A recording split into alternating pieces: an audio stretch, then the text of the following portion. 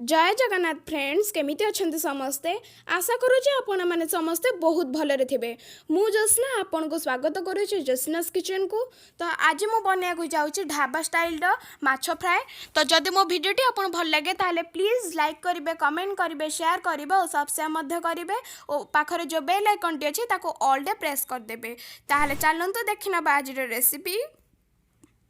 तो माछ फ्राए करने आमको सब सामग्री दरकार। एठी मु नेइची किछि रोही माछ, एठी मु 8टा रसुण कोला आउ 5टा कंचा लंका को एठी मु छेची देइची। आपन चाहिले एटा ग्राइंडिंग भी करि परिबे, ग्राइंडिंग करले खदड़ा करी ग्राइंडिंग करिवे। एठी मु नेइची किछि धनिया पत्र, किछि गरम मसला, हल्दी पाउडर, कलर पई काश्मीरी लंका पाउडर, जीरा पाउडर, स्वाद अनुसार किछि लूण, किछि लेंबू रस आउ किछि कॉर्नफ्लोर। ताहले चलंतु एबे स्टार्ट करिबा। तो प्रथमे मु आम माछटी को मैरिनेट कर देबी। सेथि पे मु आम माछरे पकेबी किछि कॉर्नफ्लोर,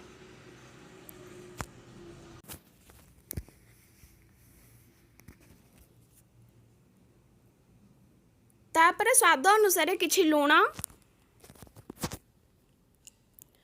किछि रसुण आउ कंचा लंका छेचा, किछि धनिया पत्र, टिके काश्मीरी लंका पाउडर, हल्दी पाउडर, गरम मसला आउ टिके जीरा पाउडर, तापरे किछि लेंबू रस। तापरे आमे सेटा को भलो से गोळेई नबा।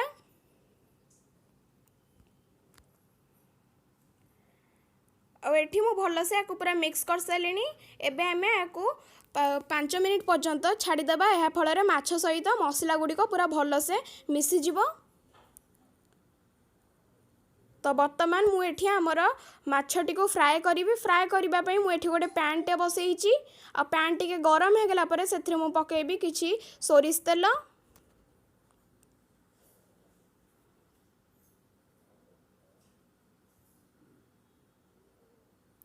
तेल टिके गरम हो गला परे सेथरे आमे हमर मैरिनेट होइतिबा माछ गुडी को सेथरे पके दबा।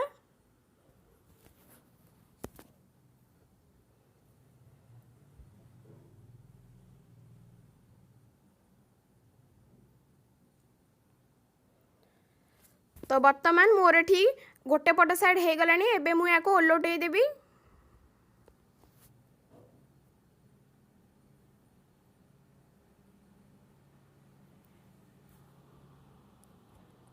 तो एठी हमर ए माछटी पूरा रेडी हो गलानी। एबे आमे गैस बंद करिकी गोटे खाली पात्र को याको काढी आनिबा।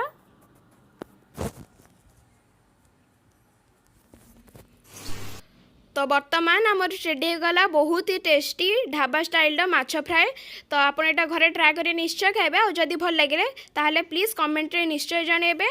तो नेक्स्ट टाइम मु आसीबी किछि गोटे नुआ रेसिपी सहित। से पर्यंत मु रहूची।